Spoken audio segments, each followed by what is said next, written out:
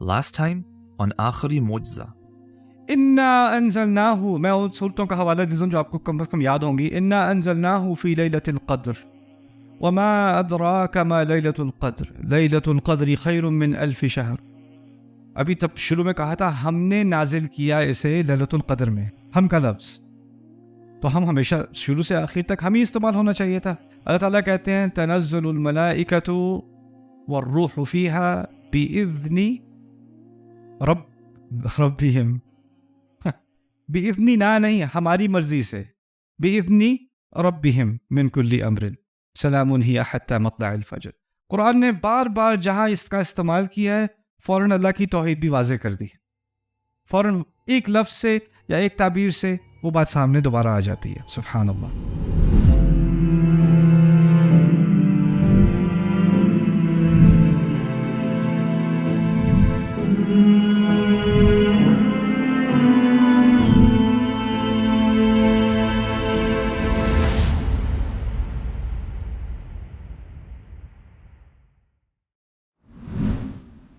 جی okay, آپ کا سوال ہے، میں نے بتایا تھا انا میں ہے اور یہاں انا ہم ہے. تھوڑی سی گرامر سیکھنی پڑے گی. تو یہ اگر انی ہوتا تو یہ میں ہوتا. ٹھیک ہے، جس طرح اردو میں ہے نا میں اور مجھے اور میری، تینوں لفظ کس کے لیے ہیں؟ میرے لیے ہے. اسی طرح نحنو، نا، وہ دونوں ہم کے لیے ہیں، اور انا اور نی اور ای وہ میرے لیے ہیں. جب انا آ جاتا ہے تو ساتھ میں ان نحنو نہیں کہتے، انا کہتے ہیں ہم کے لیے. اگر یہ انا ہوتا تو یہ انا نہ ہوتا، انی ہوتا، انی ہوتا. جی ٹھیک، بے شک ہم. تھوڑی سی گرامر، تھوڑی سی تکلیف تھوڑی سی ہوگی گرامر سیکھنے سے، لیکن پھر اس کے بعد ٹھیک ہو جائے گا. جیسے ڈینٹسٹ کے پاس جاتے ہیں نا، ویسے عربی ہوتی ہے، شروع میں تکلیف ہوتی ہے پھر ٹھیک ہو جاتی ہے. اوکے، اب ہم بات کریں گے جملے کی ساخت کے بارے میں. یا بنی اقم الصلاۃ وامر بالمعروف وانہا عن المنکر واصبر علی ما اصابک. میرے بچے نماز کو قائم کر، اچھی بات کی طرف تلقین کر، برے کام سے روک، اور جو کچھ بھی تجھے اسٹرائک کرے، جو کچھ بھی تیری طرف آئے اس پر صبر کر. واصبر علی ما اصابک ان ذلک من عزم الامور، بے شک یہ بہت یعنی عزیمت والے کاموں میں سے ہے. عزیمت عربی میں پتہ نہیں اردو میں کیا صحیح لفظ ہوگا، جو کمٹمنٹ جو زیادہ دکھاتا ہے نا اور ہمت دکھاتا ہے، بڑی ہمت والے کاموں میں سے، اس طرح سمجھنے بات کو. ان ذلک من عزم الامور، یعنی یہ کوئی چھوٹا کارنامہ نہیں ہے، اس سے بہت ہمت، اس کے لیے بہت ہمت چاہیے ہوتی ہے. اسی طرح آگے کہہ دیا لَتُبْلَوُنَّ فِي أَمْوَالِكُمْ وَأَنفُسِكُمْ، تمہیں تمہارے اموال میں اور تمہارے اپنے معاملے میں بہت سارے امتحانات دیے جائیں گے، تمہارا امتحان لیا جائے گا. وَلَتَسْمَعُنَّ مِنَ الَّذِينَ أُوتُوا الْكِتَابَ مِنْ قَبْلِكُمْ وَمِنَ الَّذِينَ أَشْرَكُوا أَذًى كَثِيرًا، اور تمہیں بہت ساری تکلیف دینے والی باتیں سننے کو ملیں گی ان لوگوں سے جن کو تم سے پہلے کتاب دی گئی اور ان لوگوں سے جنہوں نے شرک کیا. بہت ساری تکلیف اذیت دینے والی باتیں تمہیں سننے کو ملیں گی اس کی. اور تسمعن میں ہے لازماً سننے کو ملیں گی، بے شک سننے کو ملیں گی.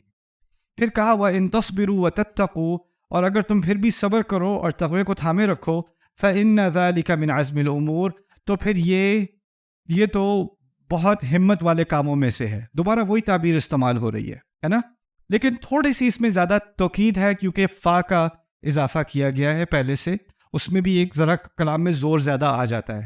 اور آپ دیکھو گے پہلی میں کہا تھا جو بھی مشکل آئے اس پہ صبر کرنا، لیکن یہاں پر کچھ مزید بات کی ہے نا، کہا ہے کہ تمہیں بڑی تکلیفیں اٹھانی پڑیں گی، طرح طرح کے امتحان لیے جائیں گے، اور پھر اس کے بعد کہا صبر بھی نہیں کرنا، صبر کے ساتھ کیا کرنا؟ ساتھ تقویٰ بھی تھامے رکھنا. تو فَإِنَّ ذَلِكَ مِنْ عَزْمِ الْأُمُورِ، لیکن ایک بہت ہی زیادہ مزید زور کے ساتھ گرامر کے اعتبار سے ایک تیسری مرتبہ یہ تعبیر، یہ محاورہ استعمال کیا گیا، وہ تیسرا ہے. وَلَمَنْ صَبَرَ وَغَفَرَ فَإِنَّ ذَلِكَ لَمِنْ، اور إِنَّ ذَلِكَ لَمِنْ عَزْمِ الْأُمُورِ، یہ تو بہت ہی زیادہ ہمت والے کاموں میں سے ہے. یہ جو لام ہے نا، إِنَّ ذَلِكَ لَمِنْ عَزْمِ الْأُمُورِ، اس کو عربی میں لام التوکید بھی کہتے ہیں، لام القسم بھی کہتے ہیں، یعنی قسم ہے کہ یہ بہت ہی زیادہ ہمت والے کاموں میں سے ہے، اس میں کوئی شک نہیں. یعنی یہ جو تیسری دفعہ یہی محاورہ استعمال ہوا سورۃ الشورى میں، اس میں زیادہ زور ہے باقی دونوں کی نسبت. تو سوال پیدا ہوتا ہے کہ اس میں زیادہ زور کیوں دیا گیا اور ان میں زیادہ زور بنسبتاً کم زور ان میں کیوں ہے؟ صبر کے دو پہلو ہیں یہاں پر. ایک ہے کہ آپ کے ساتھ زیادتی ہو رہی ہے اور آپ کو برداشت کرنا ہے.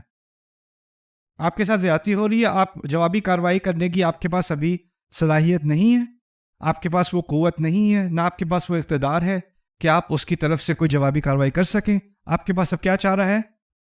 صبر. ٹھیک ہے. اور پھر یہاں پہلی آیت میں بھی جو کچھ مصیبت تمہارے اوپر آئے اس پر صبر کرنا. اچھا پہلے انسیڈنٹلی یہ ہمارا مضمون نہیں ہے، لیکن آپ لوگوں کے لیے یہ چیزیں اہم ہیں، خاص کیونکہ ہم اردو سپیکنگ لوگ ہیں. تو اردو میں کچھ الفاظ جو قرآن میں بھی آتے ہیں نا، ہم اس کا غلط معنی لے لیتے ہیں. اس کی ایک بہت بڑی مثال مصیبت ہے. مصیبت اردو میں کوئی اچھی چیز کے لیے بری چیز کے لیے کہتے ہیں، بری چیز کے لیے کہتے ہیں. عربی میں اصابہ ثواب سے نکلا ہے. ثواب کہتے ہیں جب تیر مارو اور بالکل صحیح ٹارگٹ پہ جا کے لگے نا، وہ ثواب ہے.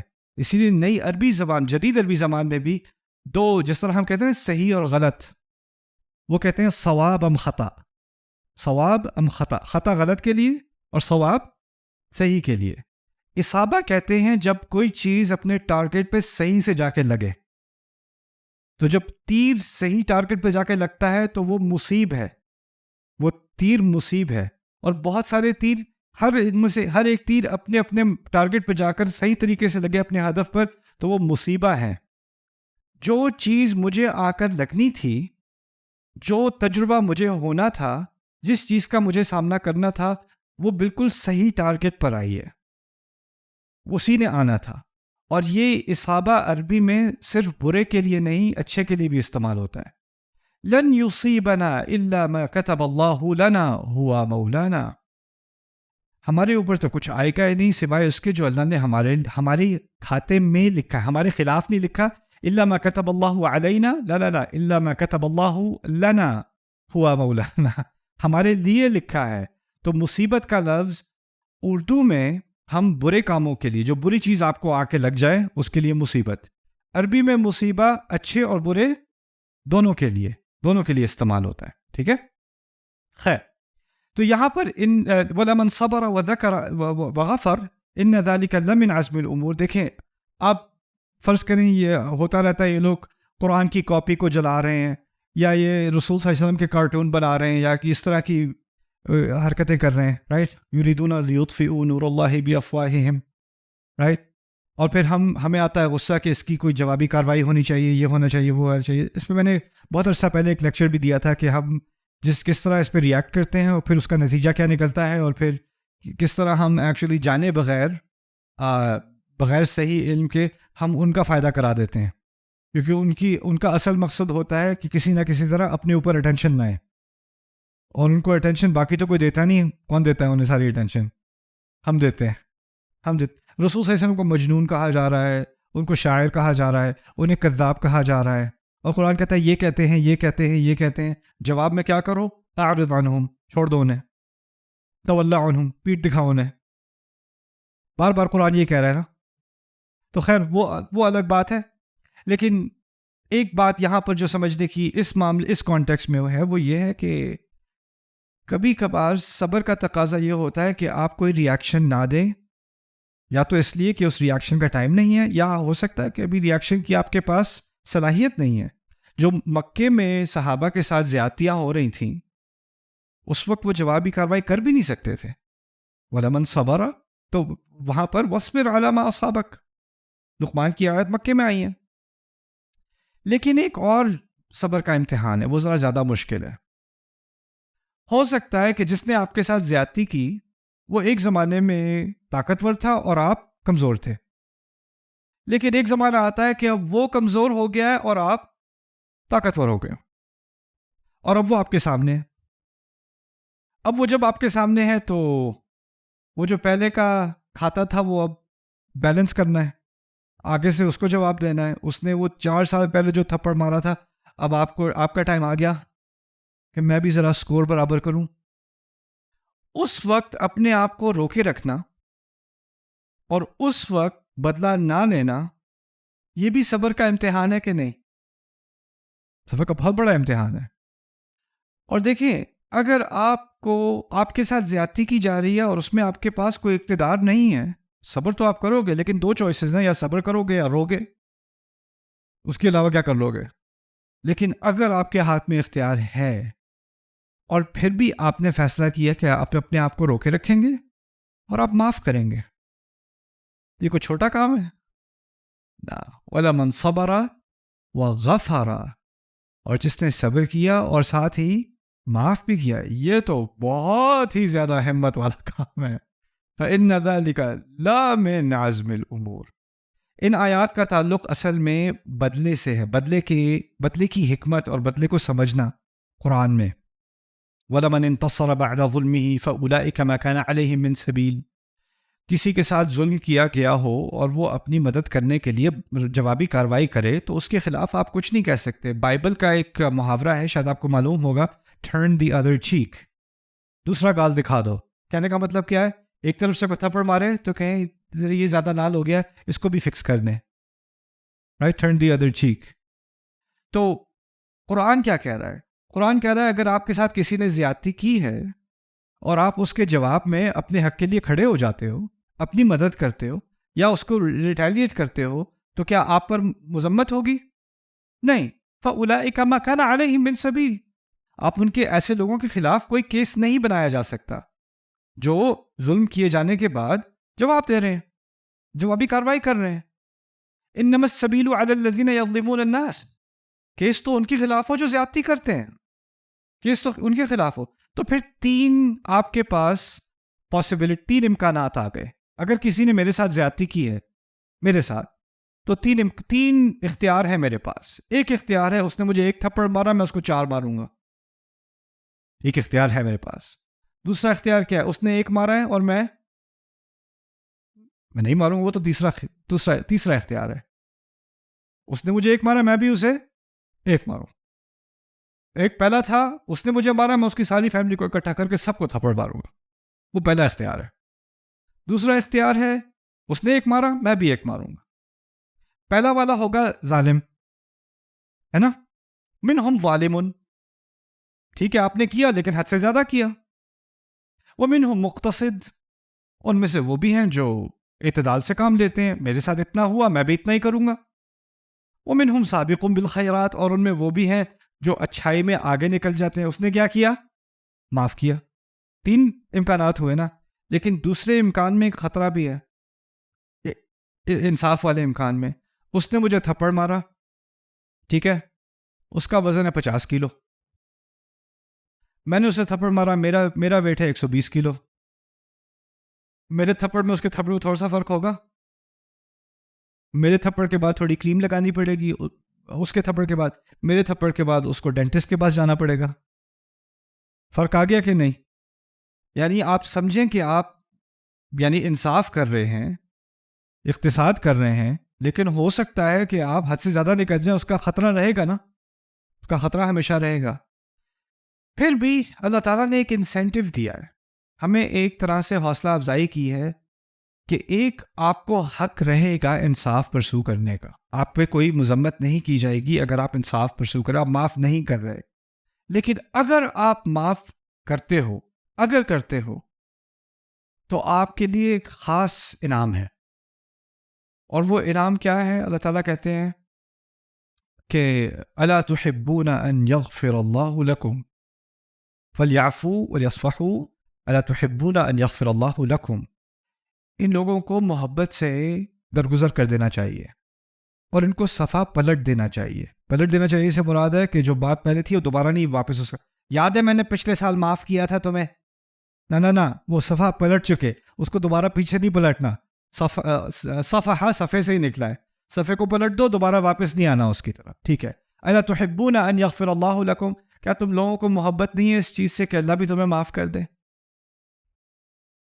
لازماً نہیں کہا کہ معاف کرو، لیکن اگر معاف کرنے کی اتنی ہمت ہے کہ معاف کر سکتے ہو تو اس کا انعام کیا ہے کہ اللہ تعالیٰ معاف کرے گا. اور ان آیات میں جب کہا نا وَلَمَنْ صَبَرَ وَغَفَرَ فَإِنَّ ذَلِكَ مِنْ عَزْمِ الْأُمُورِ, انہی آیات میں کہا فَمَنْ عَفَا وَأَصْلَحَ فَأَجْرُهُ عَلَى اللَّهِ, جس نے معاف کر دیا اور پھر رشتے کو دوبارہ صحیح بنا دیا, اصلاح کر لی. عام طور پر کوئی اچھا کام کرو تو اللہ اجر کا ذکر کرتے ہیں, کہتے ہیں کہ اس کے گناہ معاف ہوں گے, یا کہتے ہیں کہ اس کو جنات ملیں گی, اس کو باغ ملیں گے, اس کو دریا ملیں گے, اس کو جنت کے پھل ملیں گے. کسی اجر کا ذکر ہے یا کسی مغفرت کا ذکر ہے. یہاں پر اس ایک معاف کرنے کے عمل کو اتنا اونچا مقام دیا گیا ہے کہ کہا ہے فَأَجْرُهُ عَلَى اللَّهِ, اس کا اجر تو اللہ کے ذمہ. یعنی بیان بھی نہیں کیا اجر ہے.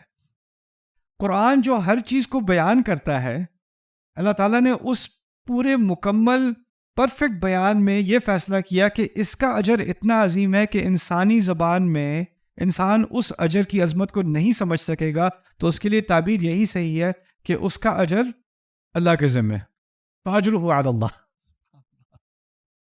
تو کبھی کبھار یہ بھی ہمیں ذہنیت ہمیں تیار کرنی چاہیے اپنے اندر کہ جو قرآن بات کر رہا ہے نا, کبھی کبھی اللہ تعالیٰ بات بیان کر کے سمجھاتے ہیں, اور کبھی کبھی اللہ تعالیٰ بات بیان نہ کرنے سے بھی سمجھاتے ہیں. واضح کیے بغیر زیادہ سمجھ میں آ جاتی ہے بات. ٹیچر کا بھی یہی سلسلہ ہوتا ہے نا, ٹیچر کبھی کبھی آپ کے سوال کا جواب نہیں دیتا, کیونکہ آپ جو سوال پوچھ رہے ہو اس کا جواب بعد میں سمجھ آئے گا. اگر ابھی میں اس کا جواب دینا شروع کر دوں تو یہ والا درس بھی خراب ہو جائے گا, اور اگلے 6 لیکچر بھی خراب ہو جائیں گے, اور آپ کو ڈپریشن ہو جائے گی. تو آپ کا دھیان, آپ کا لحاظ کرتے ہوئے آپ کے سوال کا جواب نہیں دیا جا رہا. ہوتا ہے ایسا کہ نہیں؟ جو صحیح ٹیچر ہوتا ہے نا, وہ گوگل نہیں ہوتا, اس میں جو بھی انٹر کرو اس کا وہ جواب دینا شروع کر دے گا, ورنہ ساری تعلیم خراب ہو جائے گی. کبھی کبھی ٹیچر کو کہنا پڑتا ہے اس کا جواب ابھی نہیں, اس بارے میں تفاصیل نہیں دوں گا. تو قرآن آپ کی ہر بات کا جواب نہیں دیتا. اور آج کل میں نے نوٹس کیا ہے, جس قسم کے لوگ سوال پوچھتے ہیں, میں پہلے بھی آپ سے کہہ رہا تھا کہ جس قسم کے لوگ سوال پوچھتے ہیں اس سے پتہ چل جاتا ہے ذہنیت کیا ہے. تو لوگ اب کہتے ہیں قرآن میں یہ کیوں نہیں ہے, قرآن میں وہ کیوں نہیں ہے, قرآن میں اس چیز کا جواب کیوں نہیں ہے, قرآن میں اس کی, کیونکہ ہم نے قرآن کو گوگل بنا دیا نا. اب تو گوگل میں تو میں جو بھی ڈالتا ہوں اس کا مجھے جواب مل جاتا ہے. اب قرآن میں ڈال رہا ہوں, مجھے اس کا کوئی جواب ہی نہیں مل رہا. قرآن میں اس کا ذکر کیوں نہیں ہے, اس کا ذکر کیوں نہیں ہے. قرآن تعلیم ہے. اگر آپ کسی کلاس میں جاتے ہو, PhD پروگرام میں جاتے ہو, کسی اعلیٰ تعلیم میں جاتے ہو, کلاس میں بیٹھتے ہو, اتنی مشکلوں سے آپ کو اس پہ داخلہ ملا ہے, اتنا دنیا کا سب سے عظیم پروفیسر آپ کو پڑھا رہا ہے کوئی, اور پھر آپ کہو کہ اس نے آپ کو ٹیکسٹ بک پڑھایا اور کہا اس ٹیکسٹ بک میں تو میرے فیوریٹ کھانوں کے بارے میں بھی کچھ نہیں ہے, ویکیشنز کے بارے میں بھی کچھ نہیں ہے. جو چیز آپ کے ذہن میں وہ اس کتاب میں ہونی ہے. آپ یہاں سیکھنے آئے ہو یا اپنی خواہشات پوری کرانے آئے ہو. تو یہ ذہنیت ہمیں بدلنی ہوگی قرآن کے بارے میں کہ ہم کس قسم کے سوالات قرآن کے لیے لاتے ہیں. اچھا خیر, یہ اس کے بعد میں آپ کو بریک دوں گا. یہ دماغ لڑانے والی تعبیر ہے, اور اس کے بارے میں نے جس طرح الحمدللہ کے بارے میں آپ کو کچھ بتایا تھا نا کہ اگر اس طرح کہا ہوتا تو کیا کمی رہ جاتی, اس طرح کہا ہوتا تو کیا کمی رہ جاتی. میں جن کے کام سے میں بہت متاثر ہوں, کچھ علماء ہیں دنیا میں جنہوں نے قرآن کی بہت خدمت کی ہے تاریخ میں بھی اور آج بھی. اللہ تعالیٰ ان سب کی حفاظت کرے, ان کے کام کو قبول کرے. ان میں سے ایک شخصیت ہیں ڈاکٹر فاضل صالح السامرائی. السامرائی, سامراء سے ان کا تعلق ہے, عراق میں ہوتے ہیں.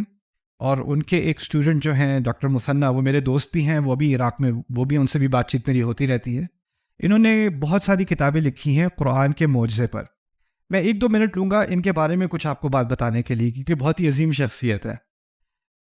یہ تھے عراق میں, اور عراق میں جو باعث پارٹی ہے نا, سیاسی پارٹی, 70s میں 80s میں اس طرح, وہ لوگ سارے تھے کمیونسٹ, اور زیادہ تر وہ ایتھیسٹ بھی تھے. اور عراق میں ایک طرف تو اسلام تھا اور دوسری طرف بہت ہی زیادہ ایکسٹریم سیکولرزم تھا. اور اس زمانے میں ان کی جب تعلیم ہوئی ہے تو یہ ان کا ایک بہت فلسفی قسم کا دماغ تھا, اور یہ ان کو عربی ادب سے بہت محبت تھی. اس طرح لوگ ہوتے ہیں جن کا دینی مزاج ہو نہ ہو لیکن ان کو اردو ادب سے محبت ہے, ٹھیک ہے.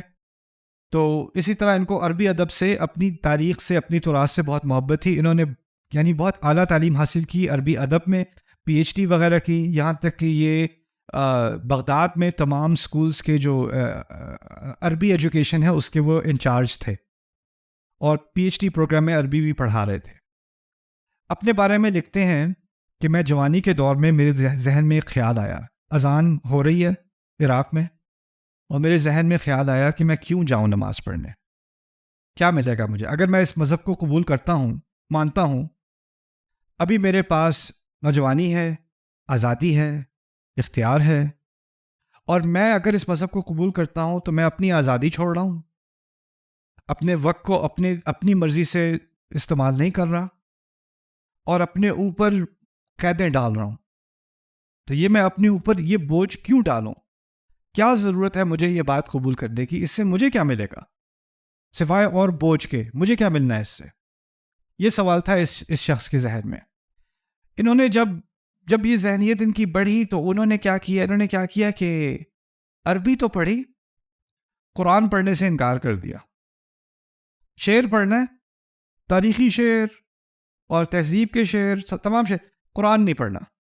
نہ، یہ میرے لائق نہیں، اس طرح کا ایٹیٹیوڈ میرے لائق نہیں ہے. یہ پی ایچ ڈی پروگرام میں تھے تو کسی نے ان کو چیلنج کیا، ایک طالب علم تھا ان کا، انہوں نے ان کو چیلنج کیا، کہتے ہیں کہ آپ ایسا کریں، آپ قرآن پہ تنقید لکھتے ہیں، ادبی آپ کی مہارت ہے، آپ عربی کے ایکسپرٹ ہیں، آپ ایسا کریں، اگر آپ کو اتنا ہی اعتماد ہے اپنی عربیت پر، تو آپ قرآن کا مطالعہ کر کے قرآن پر باقاعدہ کرٹیسزم لکھیں. اور آپ کو اندازہ ہونا چاہیے 50s اور 60s میں، خاص کر مصر میں، قرآن پر بہت ساری تنقید بھی لکھی گئی تھی سیکولرزم کے دنوں میں. تو انہوں نے چیلنج کو قبول کیا کہ میں لکھوں گا جی. انہوں نے قرآن کا بہت گہرائی سے مطالعہ شروع کیا. پہلی کتاب شائع کرتے ہیں، اس کا نام ہے النبوہ المحمدیہ من الشک الی الیقین، محمد کی نبوت، میرا سفر شک سے یقین کی طرف. قرآن پڑھنے سے اس انسان کے اندر ایک نتیجہ جو آیا، یہ انسان کے لیے ممکن نہیں ہے. اور اس کے بعد انہوں نے، میرا خیال ہے اب تک 25 یا 30 کتابیں لکھی ہیں، صرف قرآن کے معجزات پر، لغت کی بنیاد پہ، صرف لغت کی بنیاد پہ. بعد میں ان کا ایک ٹی وی شو، ابھی کافی عمر رسیدہ ہے، جب وار ہوئی تھی، جنگ ہوئی تھی عراق میں، تو وہاں سے نکلے تھے، شارجہ پہنچ گئے تھے. شارجہ میں کچھ لوگوں نے ان کو ریکگنائز کیا کہ یہ کون شخصیت ہیں، تو ان کو ایک ٹی وی شو بھی کرا دیا تھا. بڑا خوبصورت ٹی وی شو تھا، لمسات بیانیہ، عربی میں تم لوگوں کو جن کو عربی سمجھ آتی ہے، واچ لمسات بیانیہ فی نصوص من التنزیل. تو ان کے یوٹیوب پہ اس کے کچھ کلپس وغیرہ ہیں.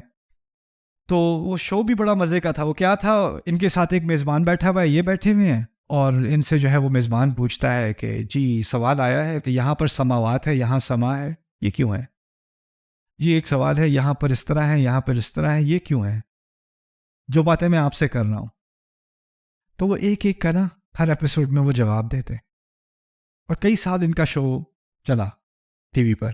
اور لبنان سے، عراق سے، سعودیہ سے، سوڈان سے، صومالیہ سے، ہر جگہ سے لوگ قرآن کے بارے میں سوال پوچھ رہے ہیں. وہ شو دیکھنے کا اپنا عجیب مزہ تھا کہ قرآن کے عشق کرنے والے کہاں کہاں ہیں دنیا میں، اور کیسے کیسے سوال ان کے ذہن میں آتے ہیں قرآن کے بارے میں، اور وہ سارے سوال جمع ہو رہے ہیں. ایک بڑا خوبصورت ذخیرہ بنا.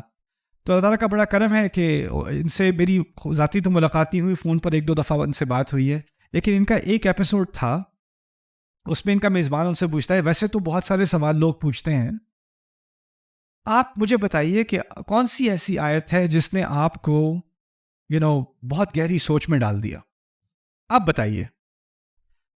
انہوں نے پڑھا لا خوف علیہم ولا هم یحزنون، لا خوف علیہم ولا هم، ان پر کوئی خوف نہیں ہوگا اور وہ غم نہیں کریں گے، ان پر کوئی خوف نہیں ہوگا اور وہ غم نہیں کریں گے. تو وہ جو میزبان تھا شو کا، وہ بھی کہتا ہے ما الاشکال فی ھذا یا سیدی، اس میں کیا مشکل ہے سر؟ تو اتنی آسان سی بات ہے. تو وہ کہتے ہیں کم استغرقک، کتنا وقت لگا اس آیت پر آپ کو تأملات کرنے میں؟ کہتے ہیں اس میں میں 2 سال سے سوچ رہا ہوں. اس آیت پہ وہ بندہ 2 سال سے سوچ رہا ہے، لا خوف علیہم ولا هم یحزنون. سبحان اللہ. ان نے باتیں تو بہت ساری کی، لیکن ان باتوں میں سے تھوڑی سی باتیں میں آپ کے سامنے آج رکھوں گا اس آیت کے بارے میں، پھر میں آپ کو بریک دوں گا. لا خوف علیہم ولا هم یحزنون. پہلے اس کا ایک مختصر سا ترجمہ سمجھ لیں اردو میں. ان پر کوئی خوف نہیں ہوگا، نہ ہی وہ غم کریں گے. ان پر کوئی خوف نہیں ہوگا، نہ ہی وہ ہیں جو غم کریں گے. ٹھیک ہے. پہلی بات دیکھ لیں کہ یہاں پر خوف کا لفظ اسم ہے، اور حزن غم کا لفظ فعل ہے. خوف اسم ہے اور غم فعل ہے. اسم اور فعل کی بات ہم پہلے کئی دفعہ کر چکے ہیں. اب آپ کو سمجھ آ گئی ہوگی خوف کیا ہوتا ہے، یعنی اسم کیا ہوتا ہے ہمیشگی کے لیے، اور فعل کیا ہوتا ہے ٹیمپرری ہوتا ہے، عارضی ہوتا ہے نا. انسان کی طبیعت میں دیکھیں، صبح اٹھتا ہے خوف ہوتا ہے دیر تو نہیں ہو رہی، کھانا کھاتا ہے خوف آتا ہے پتہ نہیں ٹریفک ہوگی راستے میں واپس جاتے ہوئے کہ نہیں، خوف آتا ہے بل پے کر دیا تھا کہ نہیں، سرجری صحیح سے ہوگی کہ نہیں، اپوائنٹمنٹ ملے گی کہ نہیں، یہ شادی ہوگی کہ نہیں، پریگننسی کیسی جائے گی، ڈلیوری کیسی ہوگی، یہ کیسے ہوگا، وہ کیسے ہوگا. خوف چھوٹے اور خوف بڑے انسان کی زندگی کا مستقل حصہ ہیں. خوف کے بغیر ہم چل نہیں سکتے. اصل میں ہم چل نہیں، چھوٹے خوف اور بڑے خوف ہماری زندگی کا مستقل حصہ ہیں. لیکن اداسی جو ہے وہ کبھی آتی ہے کبھی جاتی ہے. کوئی پرانی چیز یاد آ جائے تو اداسی ہو جاتی ہے، پھر اس کا خیال چلا جائے اور پھر دوبارہ دوسری طرف انسان آگے مزید چلنا شروع کر دیتا ہے. اس طرح سمجھ لیں کہ خوف مستقبل کے لیے ہوتا ہے اور جو اداسی ہے وہ ماضی کے لیے ہوتی ہے. خوف کا تعلق آگے آنے والی چیز سے ہے. جس ابھی ایگزام ہونے والا ہے تو شاگرد کو کیا ہوتا ہے خوف، اور جیسے جیسے ایگزام قریب آتا جا رہا ہے خوف بڑھتا جا رہا ہے. جب ٹیچر پیپر رکھ رہا ہے سامنے والے کے ڈیسک پہ پھر آپ کے ڈیسک پہ آتا ہے، اور جب پیپر ختم ہو جائے اور آپ کلاس سے نکل رہے ہو اس وقت اداسی ہوتی ہے. خوشی بھی ہوتی ہے ہاں. اور رزلٹ آنے سے پہلے خوف، رزلٹ دیکھنے کے بعد اداسی. ابو کو بتانے سے پہلے خوف، ابو کی گالیاں سننے کے بعد یہ مستقبل ہے خوف، اور جو گزر گیا اس کے لیے کیا ہے اداسی. اور ماضی جو ہے وہ کبھی یاد آتا ہے کبھی نہیں آتا، وہ ہمیشہ ذہن میں نہیں رہتا، کبھی کبھی خیال آ جاتا ہے. تو جو چیز مستقل ہے جو ہمیشہ ذہن میں رہتی ہے وہ ہے سامنے آنے والی چیز. تو خوف کے لیے اسم کا لفظ زیادہ مناسب، اسم کا اسلوب، اور حزن کے لیے فعل کا اسلوب زیادہ مناسب ہے. پھر اس میں یہ بھی کہ پہلے کیا ہے، پہلے خوف ہے. کسی بھی چیز کے معاملے میں پہلے کیا ہوتا ہے خوف.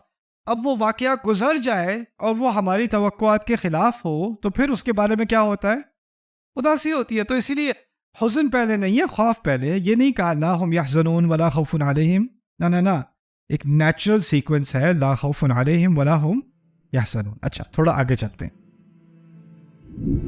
Subscribe now to the Bayyinah YouTube channel to watch the rest of this series and more great content from Ustad Nu'man Ali Khan. Coming up next time on Aakhari Mojza. تو ایک زبر سے بھی اور ایک ہلکی سی زبر اور ایک پیش سے بھی، تنوین سے بھی قرآن کے فہم میں کتنا فرق آ جاتا ہے.